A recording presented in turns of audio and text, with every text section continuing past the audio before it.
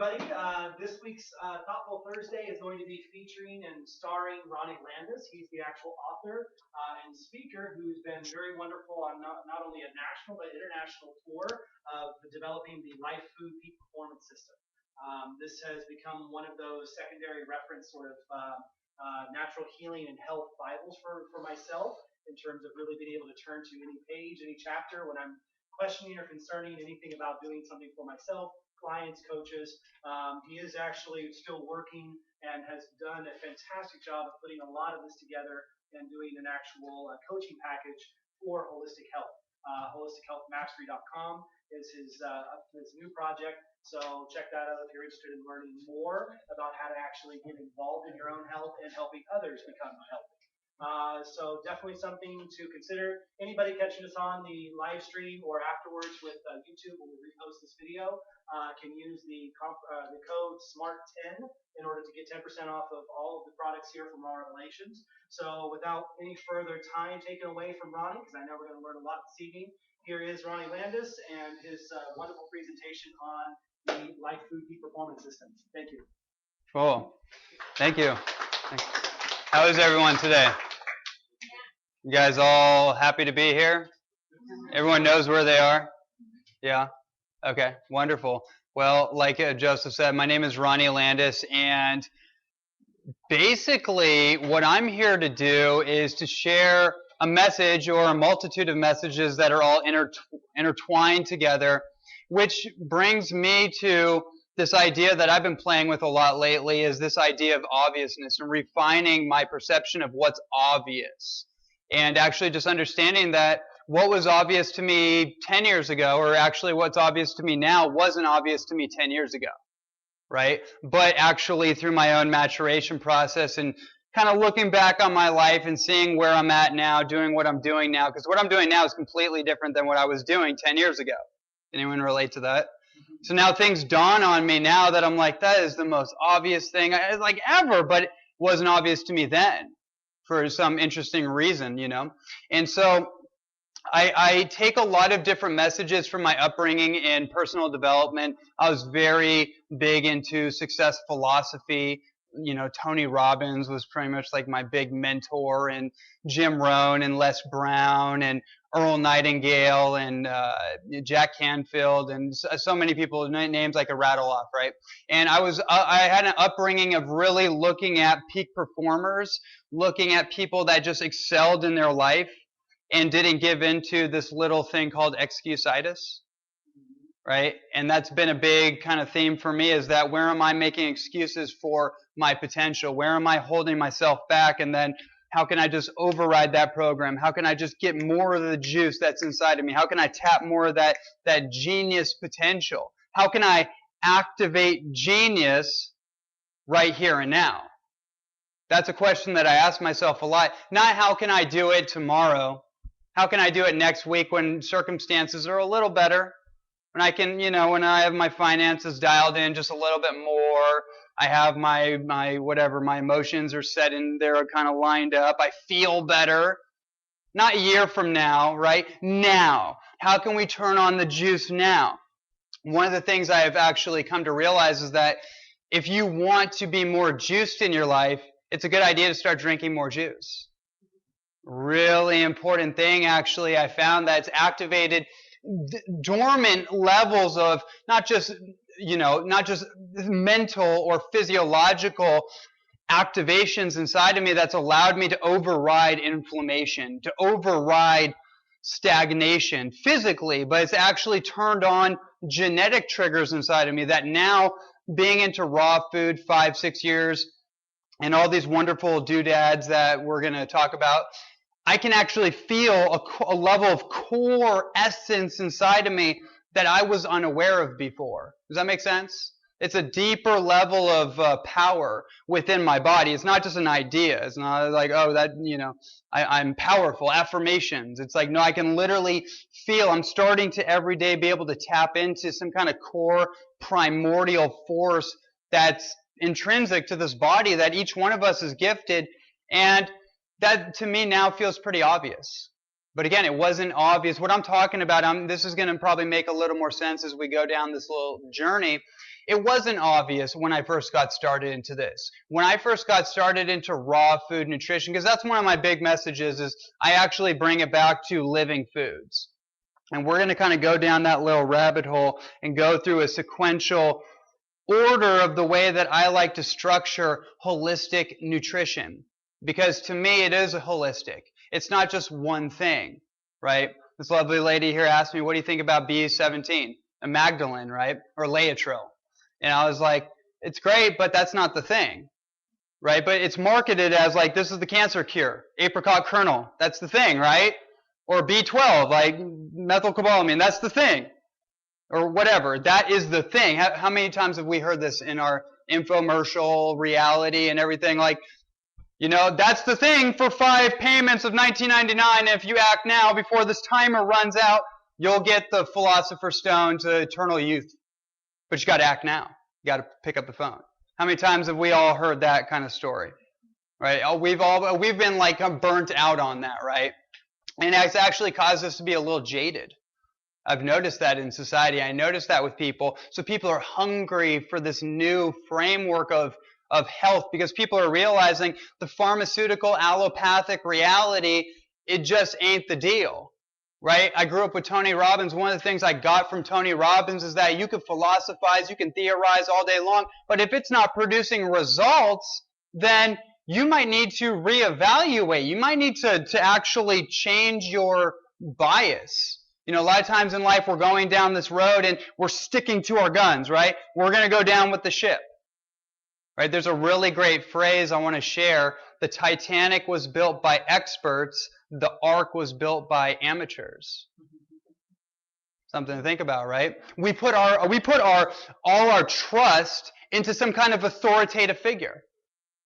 Maybe someone with a white trench coat that possibly slapped us when we came out of the womb, that may have actually traumatized us from birth. You know, right? So we put our power in the hands of other people and expect them to actually guide us. I know it's okay, government, here you go. No problem. I know, you know, you're gonna lead us to where we want to go, the promised land, or the doctors or the dentists, whatever. We all know the deal, right? So I think what's happening in our society and why I'm so passionate about this message and kind of being part of that millennial generation, where my generation, we walked into this world like we want to know. We somehow, like every generation, I think that happens. The veil is already kind of lifted just a little bit more. So I kind of came in like, look, I want to know what's going on. I want to know the truth. And I find actually now it's all converging that my parents' generation, a lot of people here, I can only guess, are kind of realizing like, hey, you know what? I'm not getting the results that I thought that I was going to get from the instruction of my pharmacist or my doctor, my dentist, right? And I'm not even here to say that they are bad people or they're wrong or to point fingers. That's not why I'm here. Right? I'm just here to make distinctions. That's my purpose. That's why I love getting in front of audiences like yourselves and just ranting and raving about this stuff, because ultimately what it's all about at the end of the day, if you want to find your own inner genius, you want to activate that juice within you, it comes down to refinement of distinction. Refining the distinctions we make in our life. That's what this whole thing's going to be about. That's what this whole talk's going to be about. I remember Jim Rohn said that. Do you guys know who Jim Rohn is? The late and great success philosopher, one of the all-time great and most inspirational philosophers and speakers on. So he was actually Tony Robbins' direct mentor. And I had the privilege of knowing about him from a young age. He said something very interesting that I think he didn't even realize how profound it was, is that success is simply a refinement or a refined study of the obvious. We overcomplicate things all the time. That's what we do. Humans, that's what we do. But right here, it's right in our face. In fact, I will go out on a limb, and this is my observation. I think the evidence, at least in my own life, is very clear on this, is that whatever you need is usually right in front of you. But it's camouflaged. It's camouflaged in a veil of obviousness. right? But we've been taught to get out of our instincts, out of pattern recognition, recognizing the patterns in life. How do the patterns show up? When I do this, what tends to happen? If I'm in a relationship and my spouse says this and I respond with this, what is the pattern? Sometimes we need a pattern interrupt. Sometimes that's called cancer. Sometimes that's called diabetes or colitis or whatever myriad of names that we give to these things. This is basically just us hitting the guardrail of life.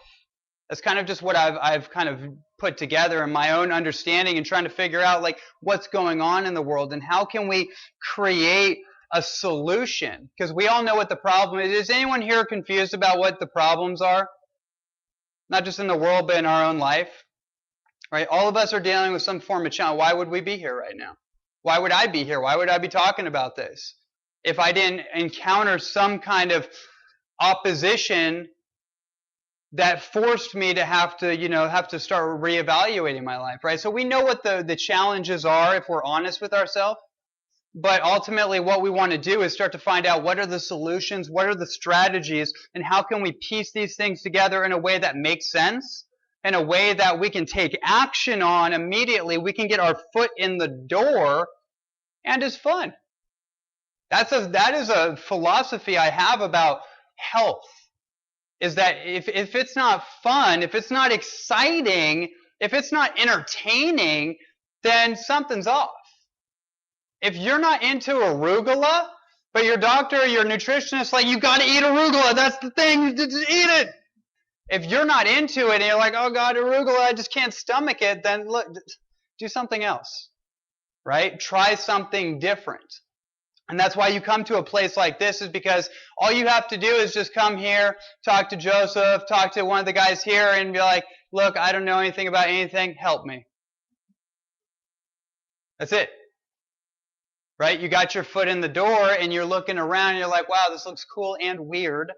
But, maybe they know what they're doing. Let me have an experience. Let me test something different, see what kind of result I get. Help me. And then that's what they do. They're here to help you. Right? And then from there, you come here regularly, you start to look, okay, I can order on a new menu board. Right? The menu board of the universe, getting into intention. Actually, most people I find, myself included at times, the reason that things overcomplicate, the reason that we get caught up and confused about things, especially when it comes to health, is that our intention is off. We don't even know what we're trying to do. Right? A lot of people are like, I want to get healthy. Okay, what does health look like? We use that word so much. To me personally, health is just a natural byproduct of being alive.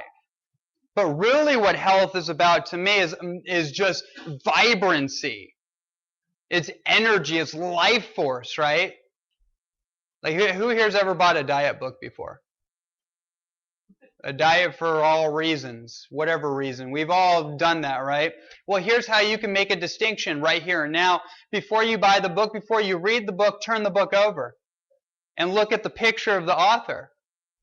And then look, like through innocent perceptions, they're like, hey, do I want to look like that? And then boom, you can make some distinctions really quickly, right? Because we can get really into like credentials and accolades and all that stuff is fine, well and good. But really what it comes down to is life force. The way I judge health, when I'm going and I'm talking to people, the number one barometer that I use is not their credentials, it's not where they went to school, because guess what? School entails sitting down for 8 hours. That's one, you want to talk about like getting really clear and obvious, sitting down, the sedentary lifestyle.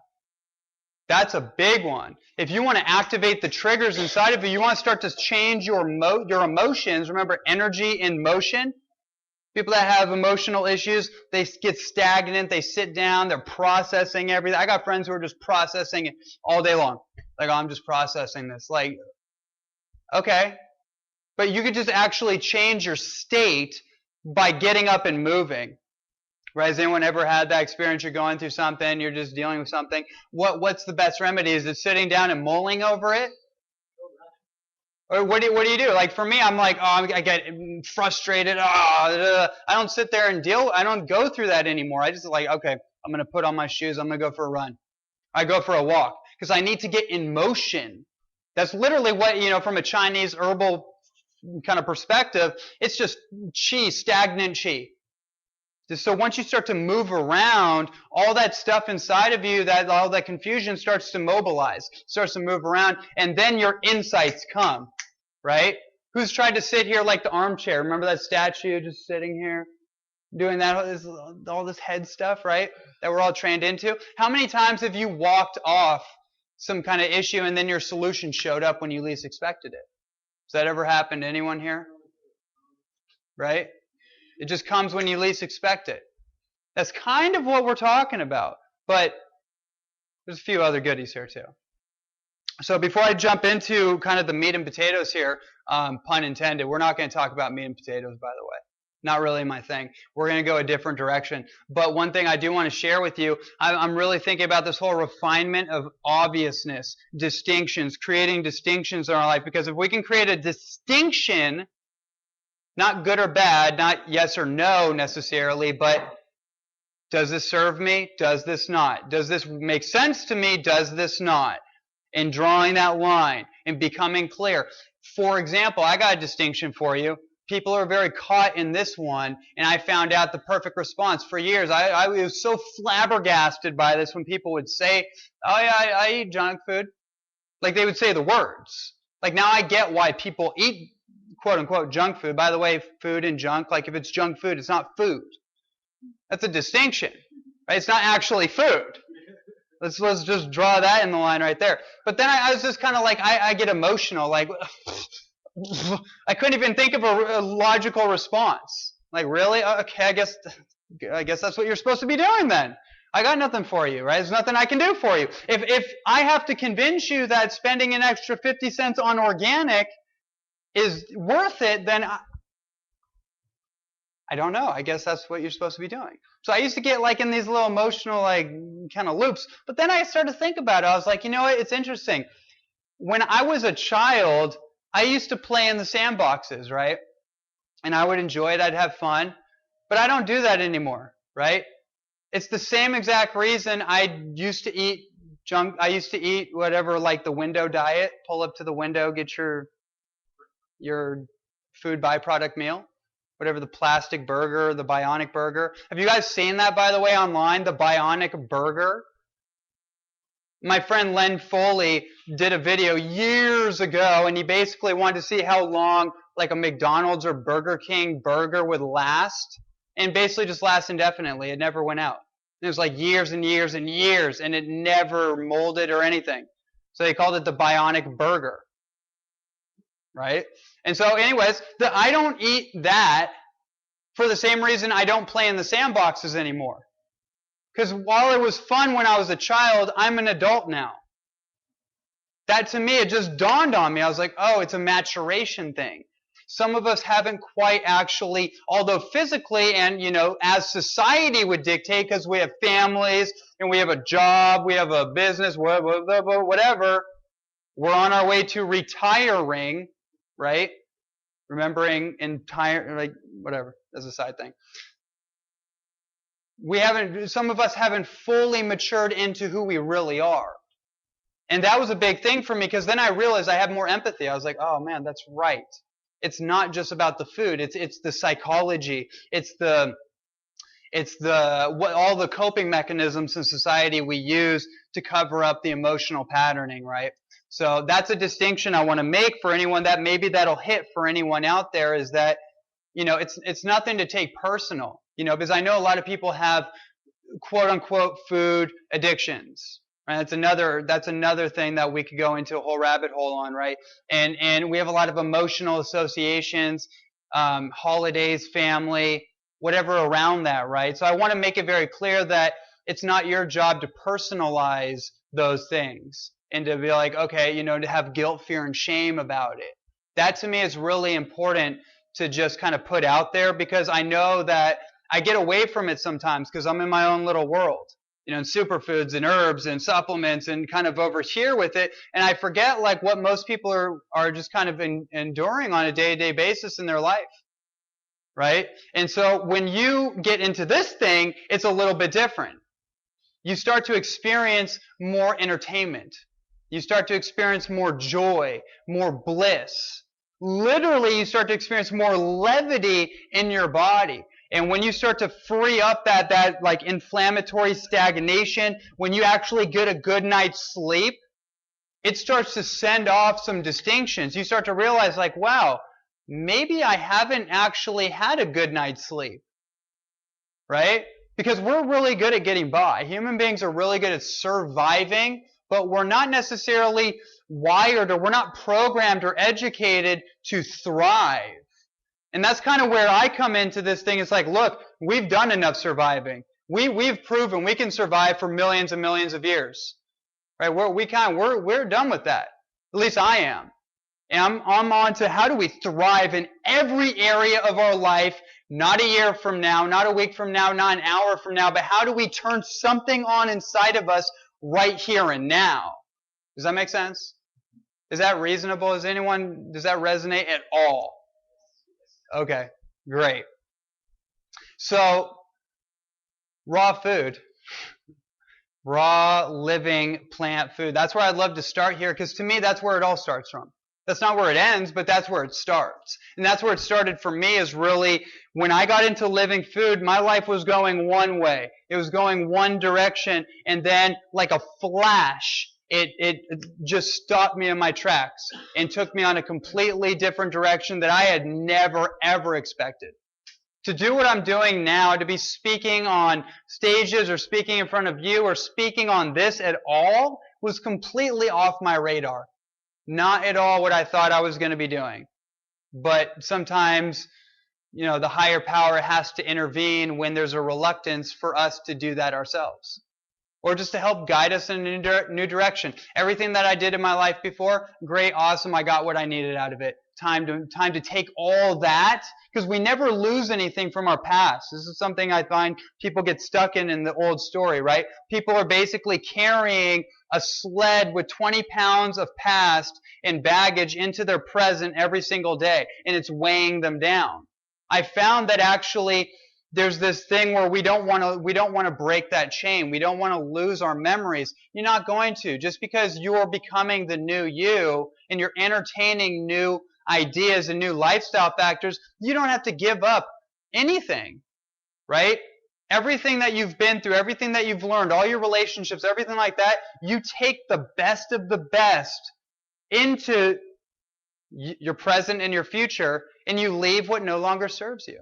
And that was the gift that raw food gave me. Now, it may sound kind of esoteric or metaphysical or totally just like, what does that have to do with anything? What does that have to do with food and nutrition?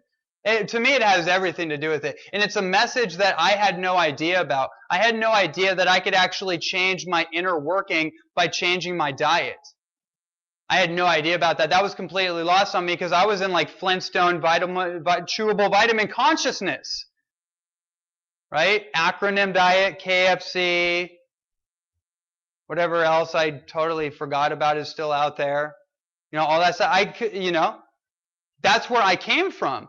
Tombstone pizza. I'm going to say it again. Tombstone pizza. The messages are everywhere. You just have to pay attention. It is the refinement of the obvious, right? It's. If you eat it's, you're going to become an it's it. Right? So anyways, moving forward. When I got into living food, basically the way it started for me is I started green juicing.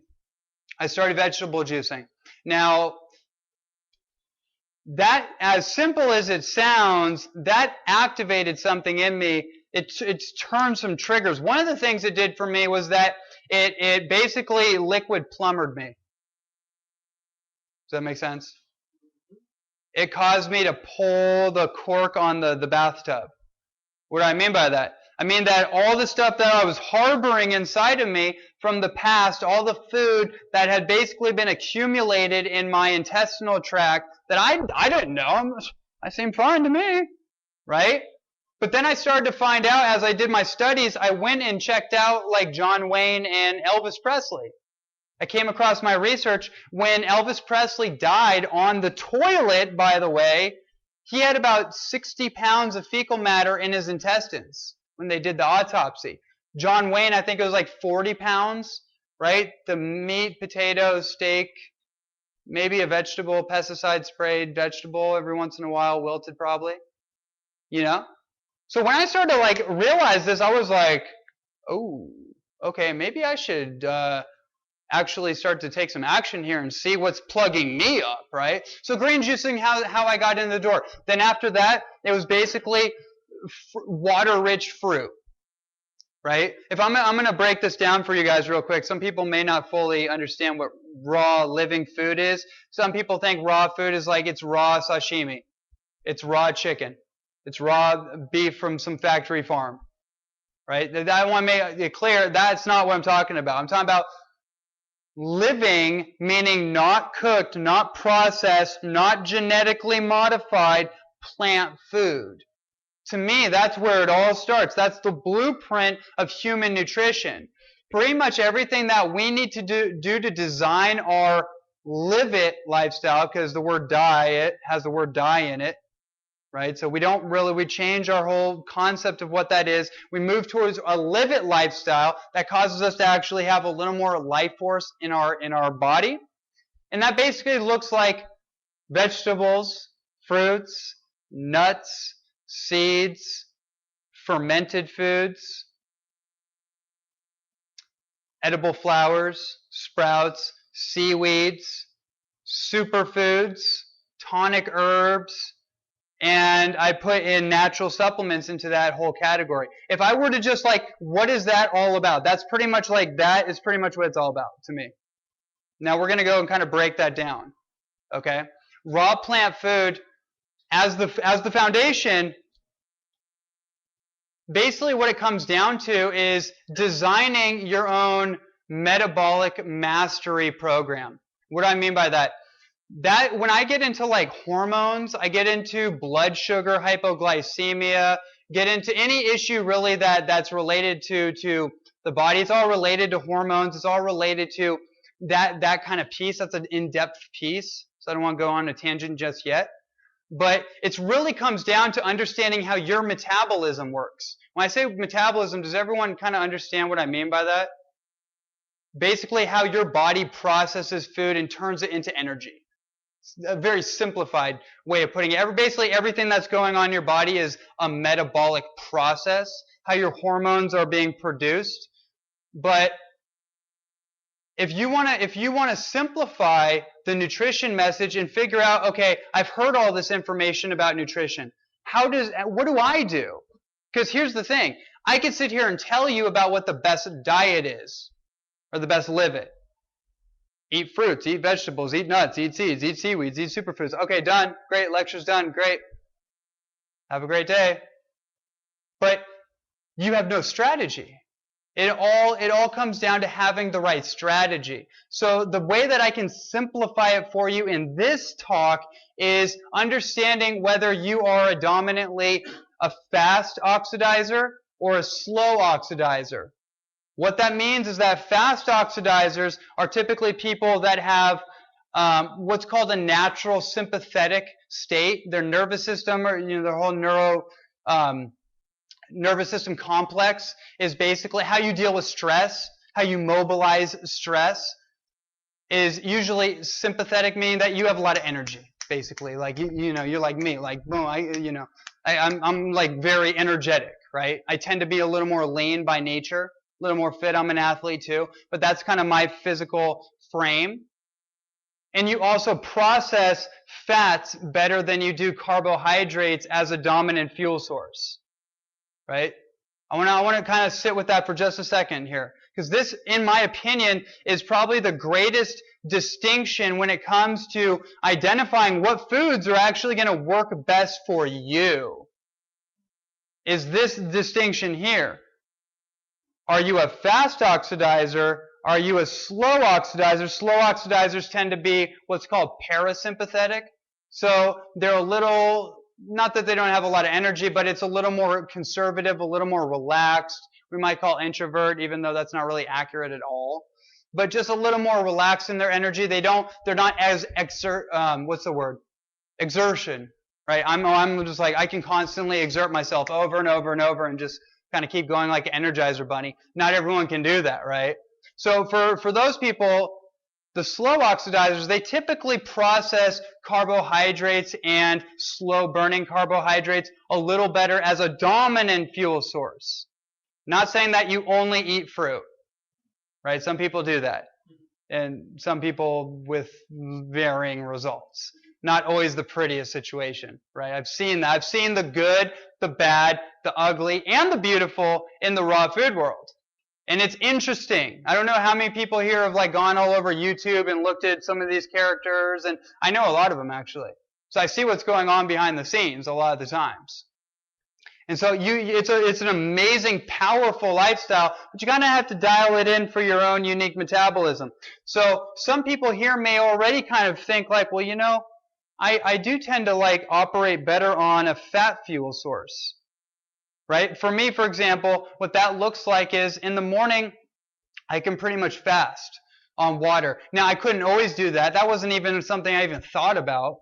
But at some point, I got this idea that, hey, maybe I should start doing this whole fasting thing. Maybe I should unload the loading dock of my food supply and just kind of like give my digestion a break and see what that's all about. And then as I did that, I realized, hey, you know what? I can actually carry this out pretty well in the morning, and I don't have to eat for energy. Because food doesn't give you energy, by the way. If anyone's confused about that. The most depressive thing you can do on your energy system is to keep eating food. That is a powerful principle. That is an insight that raw food has taught me over the years, is that food does not give you energy.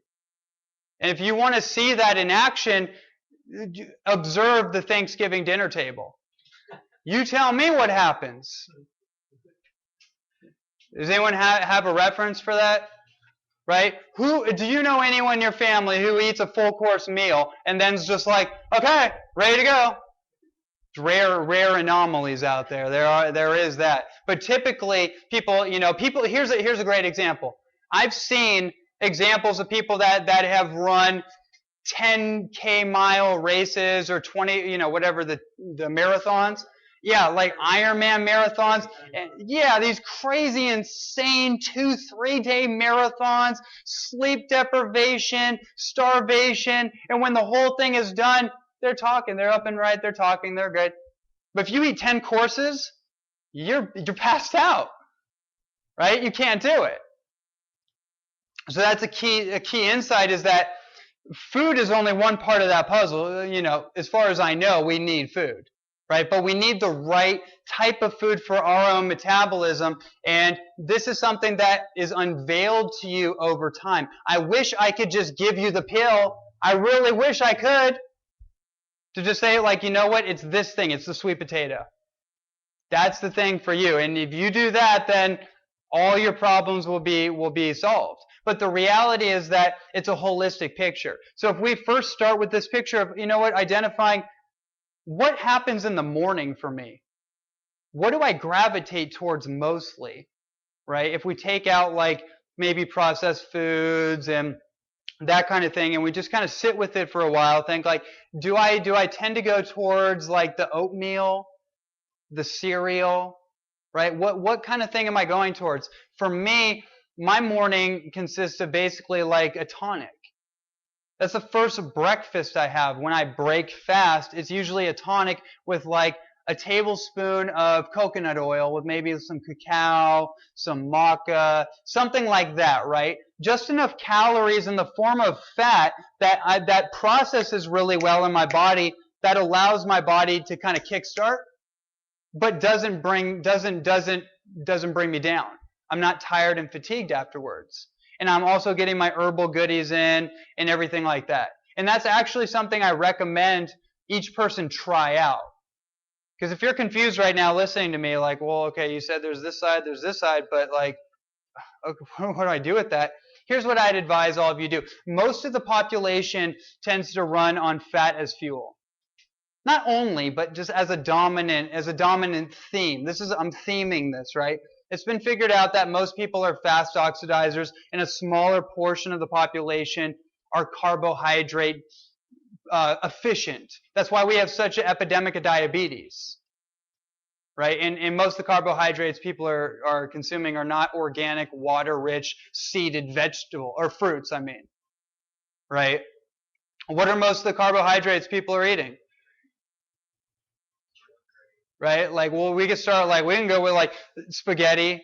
Here's what it is. You want to short track a lot of this right now. I'll give it to you right now. Wheat, corn, soy, dairy, sugar.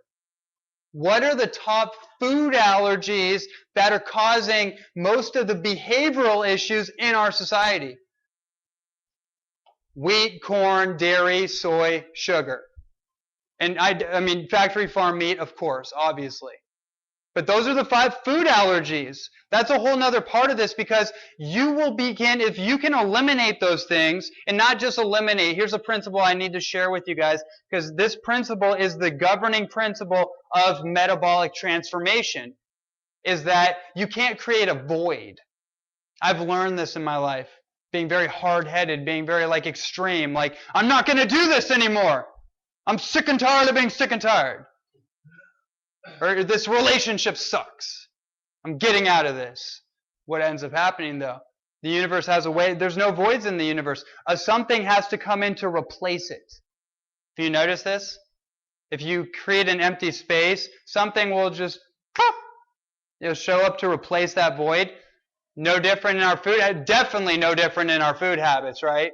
Because if we're taking something out, we're unconsciously going after something else.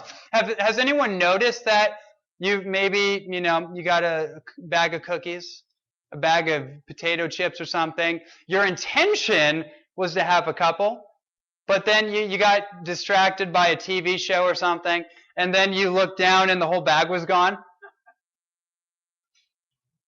Anyone? Yeah, right. I think we've all been there, right? Because our mind went, cheat, and then our hypoglycemic tendencies kicked in, and then we went for that. And I could rant and rave all day about the insights I've gotten just from raw living food, just walking this path one step at a time, just step by step, not even overwhelming myself, not even thinking that, oh, I need to go all overnight, because that's something I advise that it doesn't. It works for some people in the sense of getting you in the game. Because I do believe in immersion, like immersing yourself in the thing that you want to get better at, the thing that you want to learn, the thing that you want to really dive into.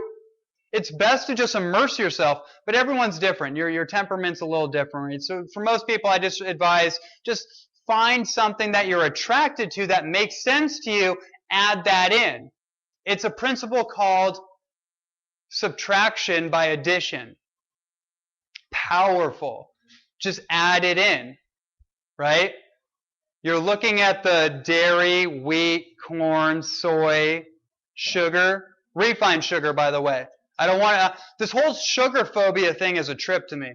Because I'm just okay, but we've taken it to such an extreme that fruit is the culprit. It's come on. How many people in this society are eating really good fruit? And you think that that's going to be the problem? We need to get off Wonder Bread. And Wonder Bread, by the way, like white bread, is basically crystallized sugar as soon as you put it in your body. It's just the amylase enzymes in your mouth, which are carbohydrate enzymes, which actually proves to me that humans are designed to eat carbohydrates. Does that mean we're only designed to eat carbohydrate? Because see, this is the whole nutrition thing. I don't know how many people have been deep into it, but when you get deep into the online stuff and all these different caricatures that are talking about this diet and this diet, people love to pose things in the extreme. Does anyone notice that? Who's confused about low fat, high fat, vegan, vegetarian, carnivore, paleo? I've been through it. I've been through every iteration of diet, and I'm over here now you're all crazy. Because there's actually a place when you get out of that kind of little romper room thing going on, where everyone's just, these talking voices are just arguing for the sake of like, insecurity. And then once you get out of that typhoon and you're over here like, you know what? Actually, there's value in everything. If I were to kind of deduce what I believe is the most ideal representation of the human, fuel supply, based on archaeology, based on all the historical evidence, based on where we are now, because we could look into history, we could do the Flintstonian caricature, which otherwise known as the paleo diet, which I definitely don't even think that's even what happened, cavemen and everything. I don't buy into any of that. That's a whole nother thing. But we have to look at where we are now. We can take a lot of that and be like, okay, the last 100 years, industrial revolution, we've pretty much been eating food byproducts, and, that's obviously a mess. So now we get back to food, and also understanding that we live in an environment saturated with a level of toxicity that was never ever present in human history.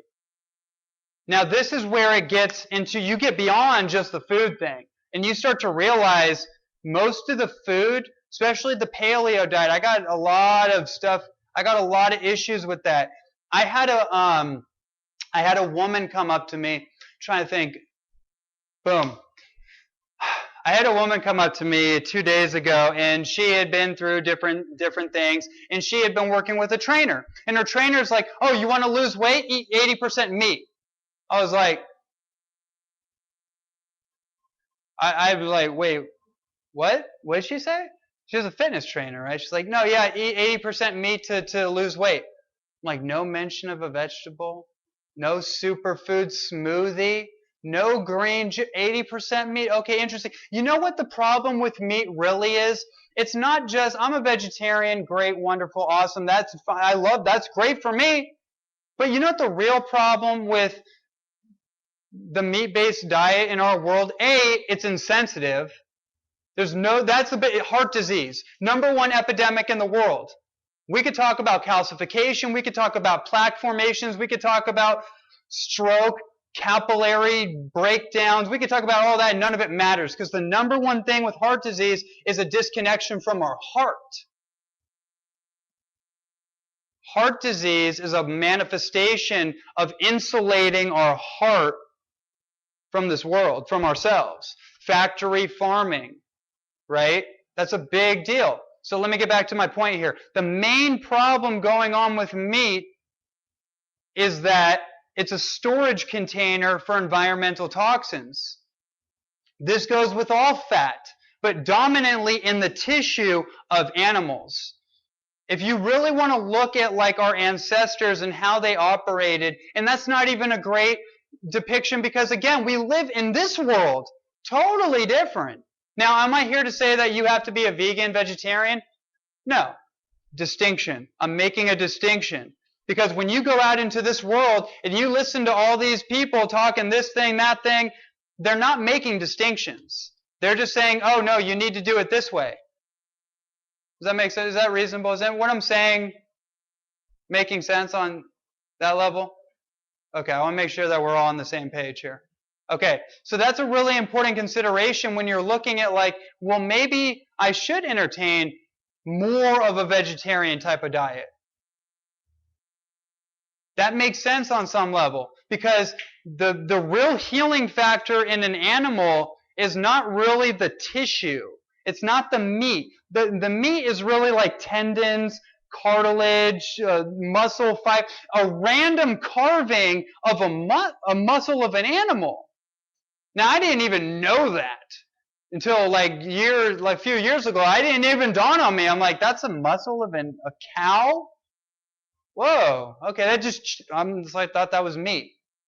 Like, wow, I guess I didn't even know what that was, right? The real healing factor in animal nutrition is actually, in my opinion, it's bone broth. It's in the bones. That's the real healing factor. It's not the musculature. When you eat the muscles, you're getting closer to it, but that's like dead information. It's corrosive, it's abrasive, it's definitely inflammatory. I don't care what anyone, grass-fed, grass-finished. That's great, and that's an upgrade. We want to upgrade everything. We want to move in the right direction. But ultimately, it's highly inflammatory. By its very nature, it's acid-based. The mineral content in meat is based on acid, phosphoric acid, phosphorus, sulfur. And those are actually healing minerals in the right application. The problem in that scenario is that there's too much of it. And when you overburden your body with acid minerals, you start to become more acid. We've all heard of acid alkaline. Who's confused about acid alkaline, by the way? That's a whole nother trippy situation. You got all these people who are like, you need to get alkalized or die. The pH miracle. I've met him, by the way. I'm not going to say the name, but you go investigate. I've met him, and I'm like, whoa, okay. Either you're not taking your own advice, or just something went wrong, right? Really, what dominates the acid-alkaline equation is three things.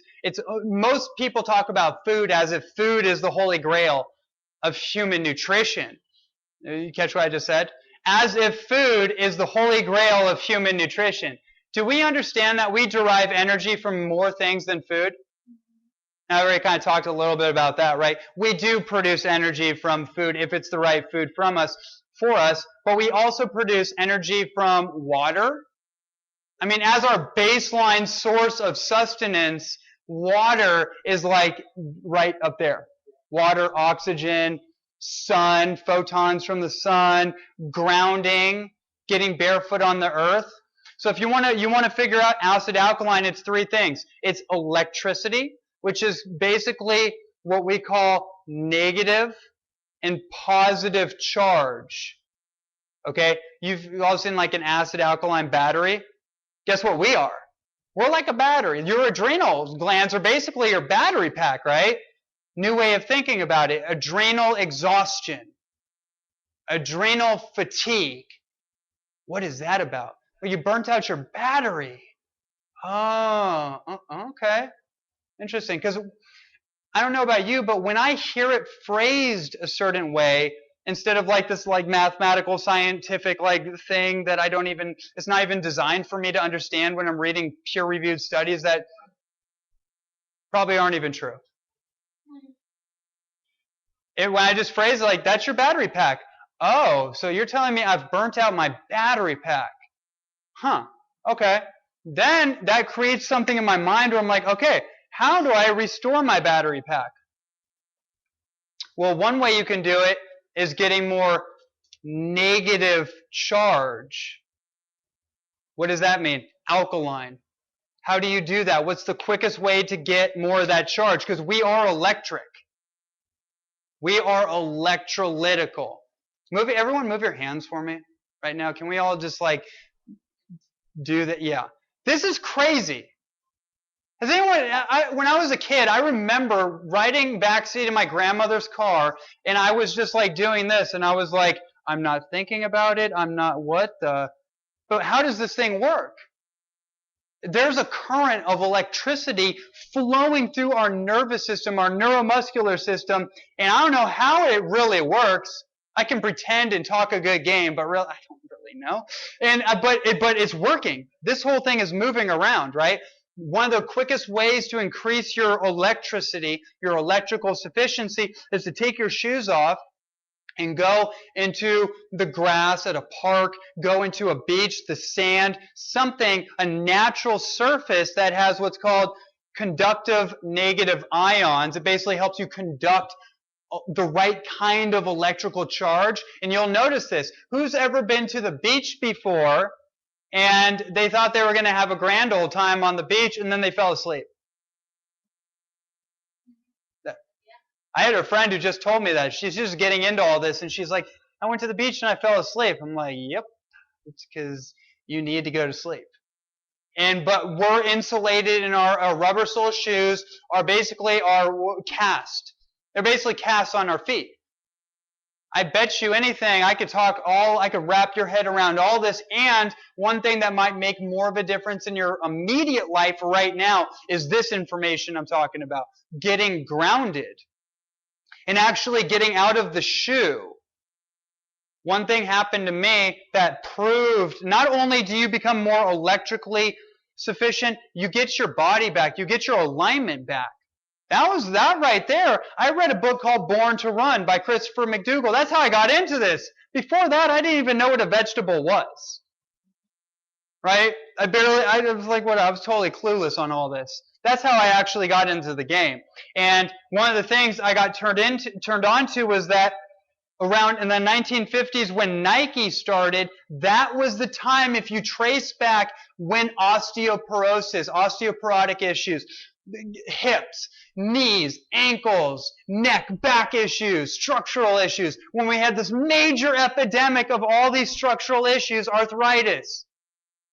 When you trace it back right when Nike started to come out and started to convince us that we needed foot support because the human anatomical structure is not perfect. You are not perfect. Therefore, you need this shoe support when you run. And not only that, you need our sole support that we put into the shoe. And then you need braces and mercury fillings and everything else.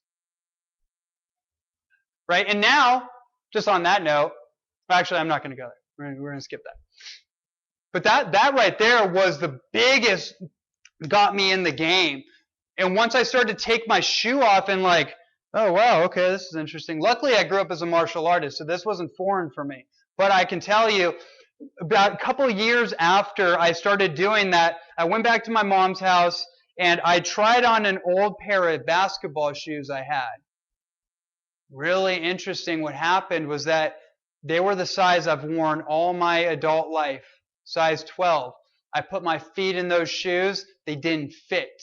They were like really tight. And I was like, whoa, so you're telling me my feet have been in a cast this whole time? What happens if you keep a cast on? You lose muscle atrophy, you muscle wasting, you don't use it, you lose it. We've all had that experience at some point, right? It's a big part of the puzzle right there on regaining your health sovereignty. The other part of acid alkaline is water. There's a whole long subject on this, but basically what it comes down to is the content of hydrogen that's actually present in the water. Oh man, the water story is a big one. We all think like H2O, right? Right, H3O2. Has anyone ever heard that? You never heard that in chemistry? Okay. H3O2 is actually what's the word I'm looking for. It appears to be the state of water that none of us were educated on, and it appears to be the most healing state of water.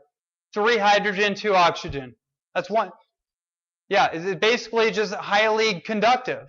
And so when I'm big into spring water. That's my preferred medium for water, because what raw food did for me again is that it opened me up to the reality that everything I thought was food, everything I thought was whatever, was completely based on some kind of synthetic programming, some kind of plasticized, antibioticized, chlorinated, fluoridated reality I was under.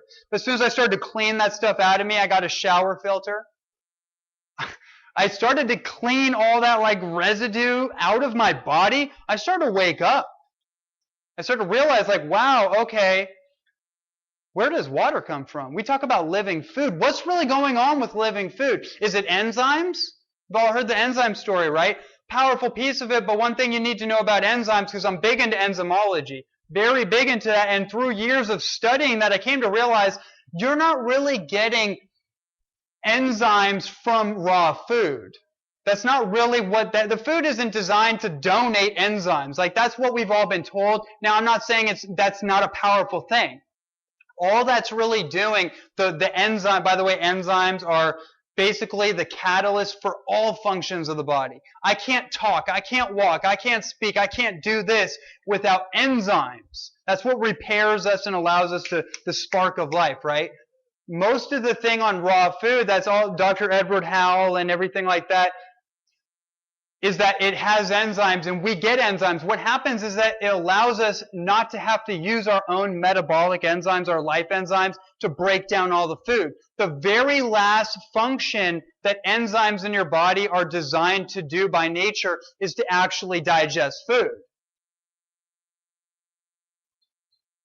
That when I pieced that together out of over years, and I realized, whoa, so wait, let me look at all these, let me go back to cancer. Let me go back to diabetes. Let me go back to all these major physiological breakdowns. Let me go back to like MS and Parkinson's, all these neurological breakdowns, everything that's breaking people down. Now I have a different frame of reference. If you look at all the alternative cancer therapies, like the major ones, and you can reference them all, they have a few things in common. You guys care about any of those? There's a few commonalities. One of them is green juice saturation. Streamlining chlorophyll and oxygen into your blood supply. People are wondering, what's the difference between green smoothies and green juices? I know it's on someone's mind here. I know it. Someone's thinking they're like, okay, I'm going to pin him down on that one. The big difference is that one has fiber, the other doesn't. They're both important.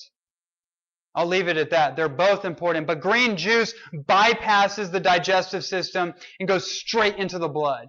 And for most people, especially if you have a cancer, because all a cancer really is, there's a lot of different formations or manifestations of cancer. Like generalization, it's basically, I'm going to say something controversial, but not really, is that cancer is basically a virus that feeds like a fungus. Really look at that. It's a virus that feeds like a fungus. Now, we've all heard about like computer viruses, right?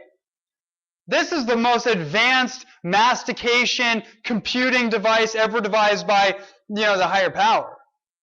That's able to create, the internet, which is based on like our nervous system and mycelial networks, that otherwise known as medicinal mushrooms. Right? But what's happening there? Just really quick aside, because everything I'm giving to you, by the way, is a distillation of all the complications I've had to weed through. I mean, cancer was the most abstract thing for me years ago. I was like, whoa, what the heck? I didn't even understand it. And then through years of distilling it, I was like, whoa, this is really actually easy. It's basically a fermentation caused by a fungus that acts like a virus. If you look at the cell, the mechanics of your cells that produce energy, ATP produce energy, they also have a nucleus, right? The nucleus of the cell. We've all maybe heard this in school. Well, we all thought that the nucleus was like the brain. What we come to find out is that it's not the brain at all. It's actually the reproductive portion of the cell. What does a cancer cell do? It pirates the nucleus, reprograms it to propagate misinformed cells. The cells replicate systemically. We call that a metastasizing cancerous growth. Right? Now, okay, great, wonderful. And how does that happen? It's basically because we've allowed the medium, let's call that our blood, the fluid medium of the body has become acidic. It's a very simplification, but ultimately it's really what's going on is that our biochemistry has gone from a slightly alkaline. That's really our natural place to be like between 7.35, 7.49. So when you start to see like these super hyper alkaline systems, you got to be distinction. Really amazing if someone has an acidosis. If someone is really acidic, distilled water can be great because it can pull out all the harsh acid minerals, the calcification. It helps pull it out. That's a therapeutic approach. That's a healing approach. For everyday life, though, it can become imbalanced and you can actually put yourself into a hyper depleted state, right? That's a kind of aside. And we're going to do a Q&A, by the way, after this. So if you have a question about that, just jot that down. Just follow out my train of thought here. So when the body becomes hyperacidic in that way, it gives way to viruses, to fungus, to bacteria, to pathogens, basically. Right? Dr. Otto Warburg in the 1930s won a Nobel Prize for theorizing and ultimately proving that cancer cells cannot exist in the presence of oxygen. So that's the number one thing that's going on in these therapies is green juice saturation. The other thing is hyper dosages of metabolic enzymes, specifically proteolytic enzymes or protein breaking enzymes. Like, who here takes enzymes? Okay, this is a good one. How many enzymes do you think were you told to take? Like 1 or 2? Maybe with a meal? I take one empty stomach in the morning, about 4. Okay, right, yeah. So what they're doing, like Nick Gonzalez, Dr. Nick Gonzalez, he has a clinic where he basically puts people on 120 pancreatic enzymes 1 to 2 times a day. So we're like, oh, so when you read these labels, by the way, just like regulations, FDA and, Food and Drug Administration, even though those two things should have nothing to do with each other, when they have some regulations on how much you're supposed to take, right? So when you're reading, what is this? This is skate liver oil, okay. So serving size, 2 capsules, 500 milligrams. That's great, but I bet you that's not the real dosage. I bet, right? So I just put that out there. That's just a quick little distinction to know about because people are buying all these supplements, getting all these things, and they're basically doing a little bit every day. And they're not getting the results they need. Especially for a lot of us that are under a tremendous amount of stress, that are breaking down at the seams, maybe carrying way more weight and toxicity than we can handle, and just kind of trying to go through the day, we might need a heavier artillery, but also being gentle at knowing your limits than you were recommended, right? That's a really important thing I want to put out there. So those are 2 very powerful commonalities that are showing up in all the major cancer therapies. Obviously, there's like IV vitamin C drips. Powerful. Vitamin C is extremely powerful. But when I say vitamin C, I'm not talking about ascorbic acid. Now, ascorbic acid does work, and so it is effective, but it's a synthetically derived form of vitamin C. It's not genuinely vitamin C that you would get from like acerola cherry or amla berry or camelberry or cockatoo berry or any of those things. To me, my whole philosophy is this: go to food first, right? Go to food first. And, a vegetarian, vegan frame first. But does it end there? Is that going to be your thing forever? Probably not. But you go there first because, most people, in my opinion, need to have the experience of cleaning out the animal residue, especially all the factory farm residue. That stuff causes the fermentation. It causes basically the fuel supply to these critters in the body. One of them starts with a P.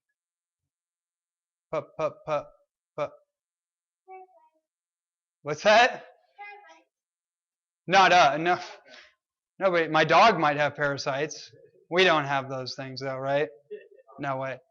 Do you know it's illegal to actually put that like on your website or anything? Parasites? Wonder why that is. Might have something to do with something, right?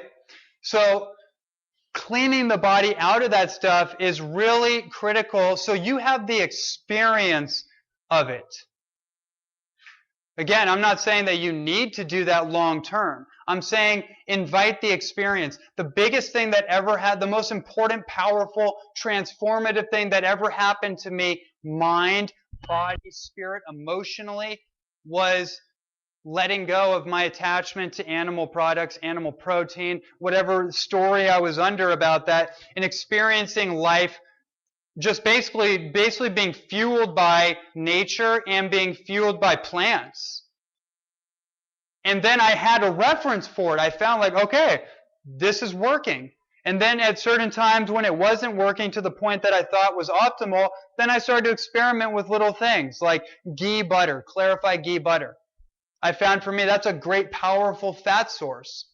And the cool thing about ghee, and I think why it works for pretty much almost everyone, is that it's clarified, meaning that's a purified form of Ayurvedic butter. The Indian culture, by the way, is such an amazing vault of teachings, especially when it comes to how to do a vegetarian diet appropriately.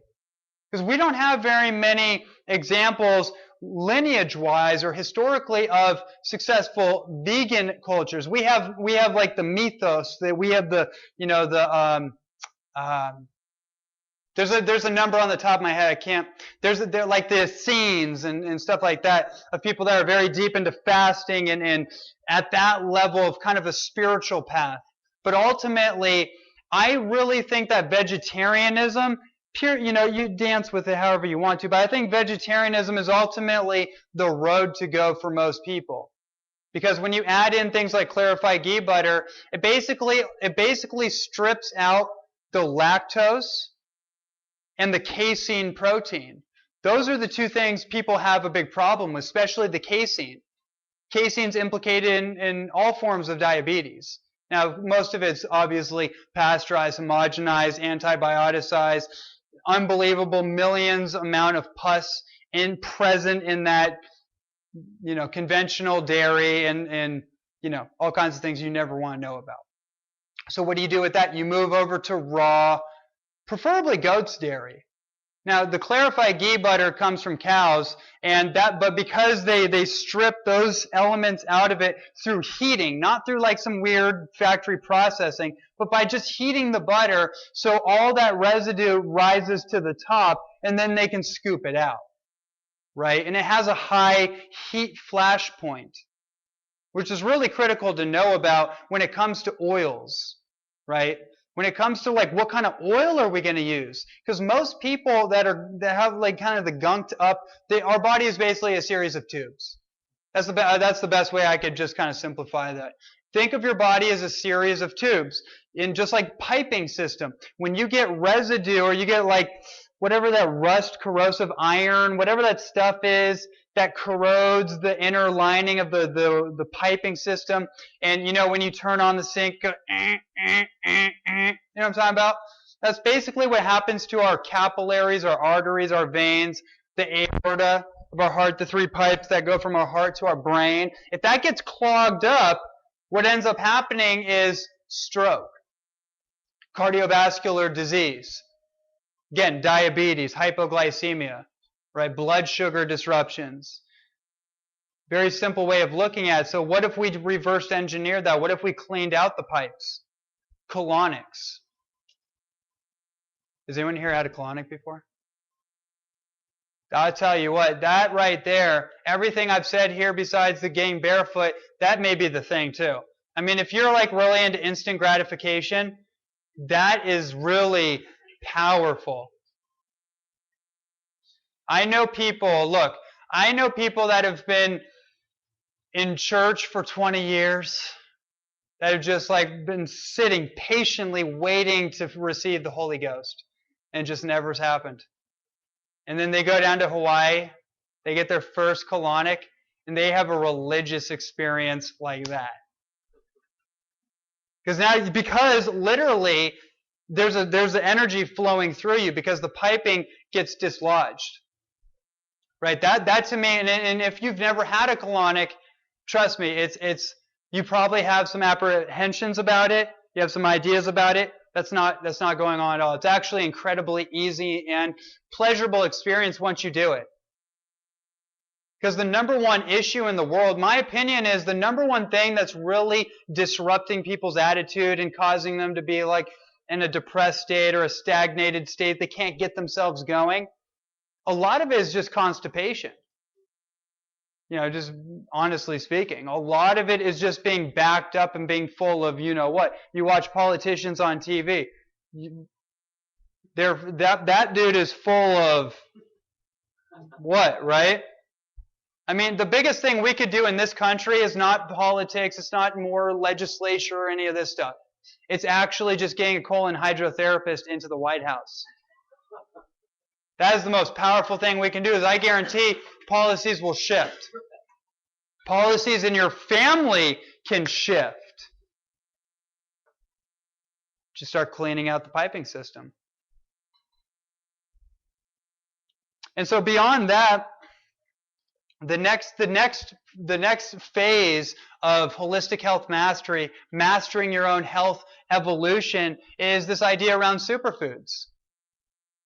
And what is a superfood? Basically, superfoods are the most powerful foods that have been identified in our culture, but have really been staples in every major culture around the world for hundreds to thousands of years.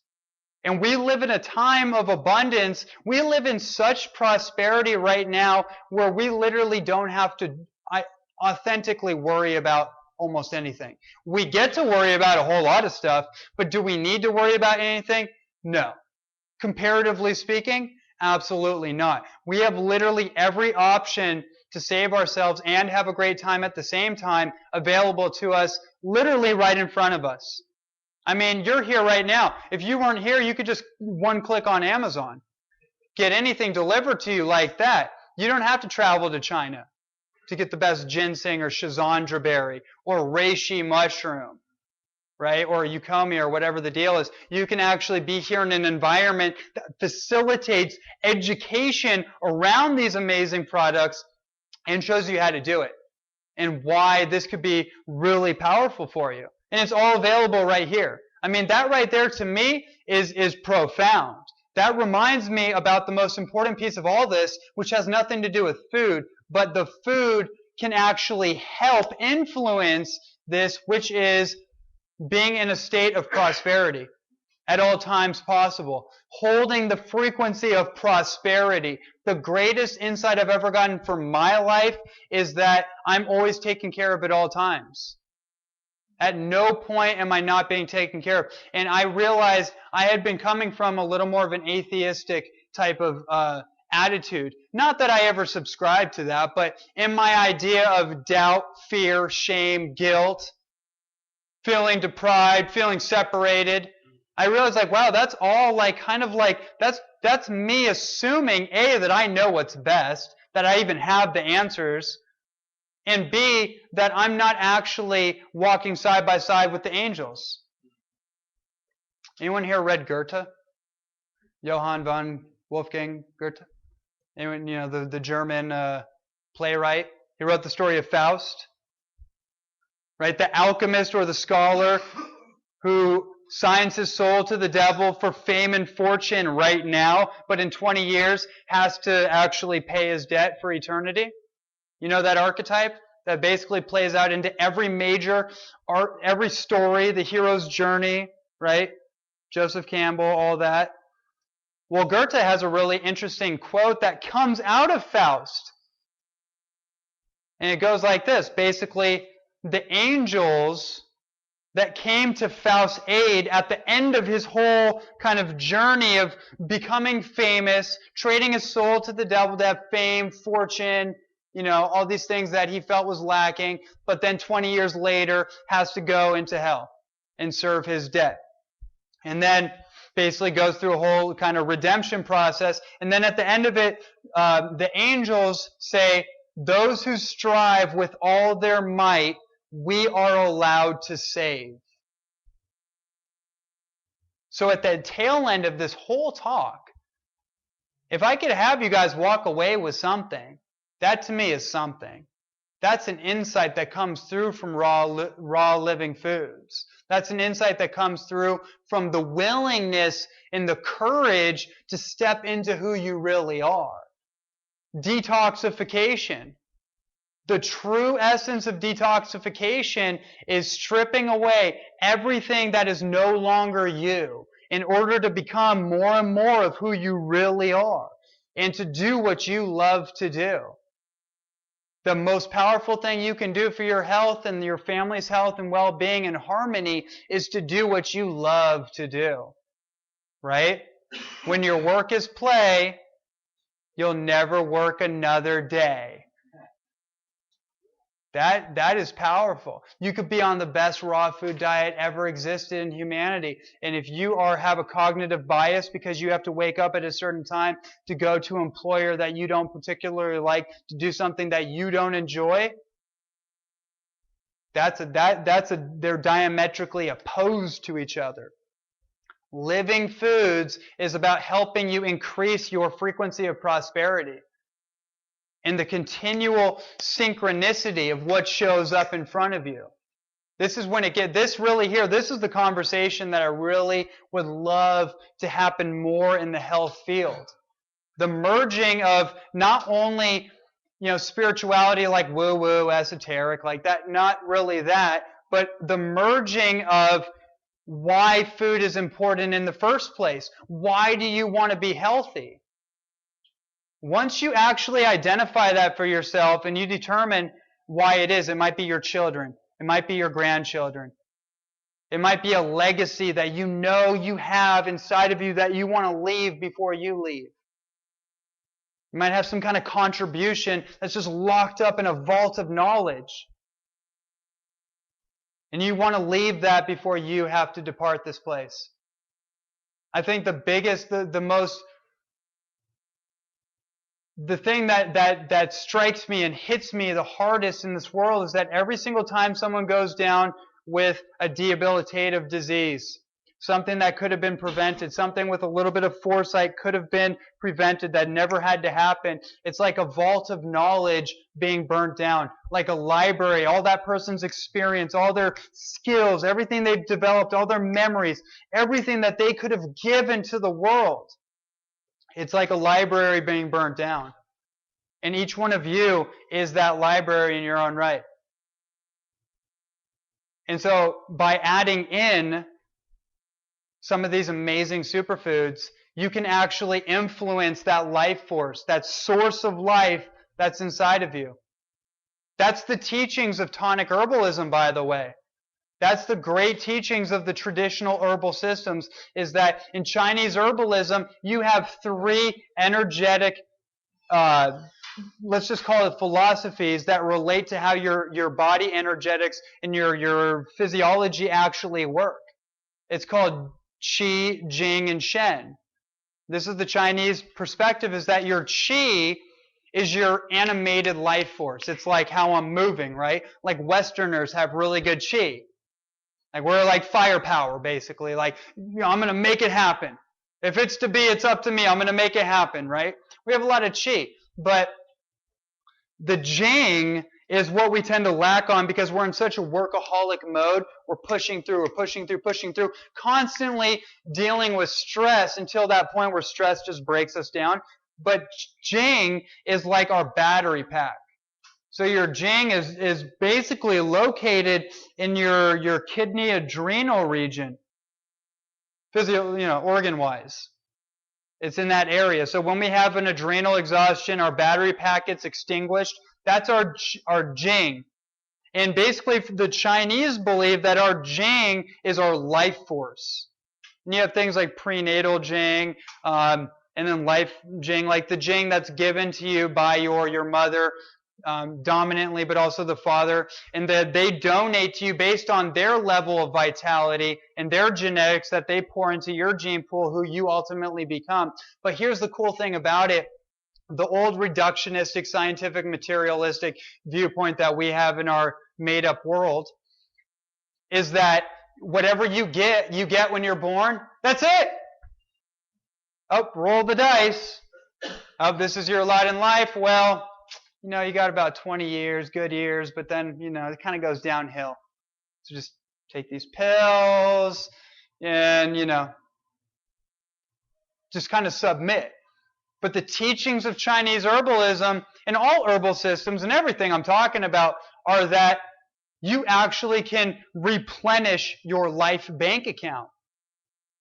It's kind of like enzymes, and also this idea of Jing is that your lot in life, that your genes are not your destiny, basically. You have complete control based on lifestyle factors, based on your relationships, based on the harmony of your relationships, based on the love in your life, based on obviously your food habits and how you organize this. Ultimately, what it comes down to is your value system.